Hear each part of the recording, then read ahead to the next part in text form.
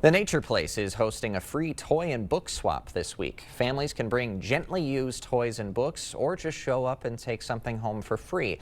The swap runs throughout Friday from 9 a.m. to 4 p.m. and Saturday from 9 a.m. to noon. I have kids myself, so I know that those toys can kind of pile up at home, and a lot of them aren't getting used anymore.